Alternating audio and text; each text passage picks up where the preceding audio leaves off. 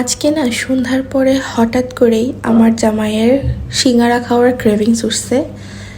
So এই যে বেশি করে পেঁয়াজ কাঁচামরিচ দিয়ে সিঙ্গারা খাইতে না এত মজা।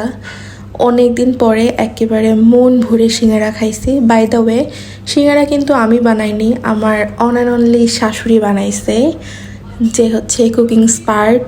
সো কি বলবো ভাই, এত মজা। আর আমি হচ্ছে একটু ডেকোরেশন পাগলা, সো খাবারটাকে একটু সুন্দর করে ডেকোরেট করলাম। তো দেখতেই পাচ্ছ কতটা ইয়ামি লাগতেছে, তাই না? তো কি বলবো, এটা না এত মজা হয়েছিল। জাস্ট মামুনিকে বলছি আর মামুনি জাস্ট আধা ঘন্টার ভিতরে অনেকগুলা, মনে হয় 40টার মতো সিঙ্গারা বানাইছে। ভাইরে ভাই, আমরা খেয়ে জাস্ট শেষ করতে পারতেছিলাম না। এখনও আছে, আমি ভয়েস ওভার দিচ্ছি আর খাচ্ছি।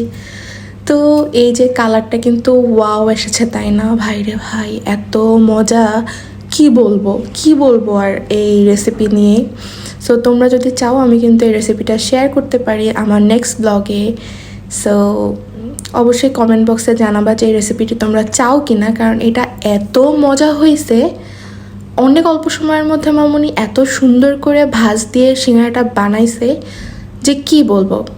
So that's all for today. Tata, bye bye, আল্লাহ হাফেজ, সি ইউ সুন।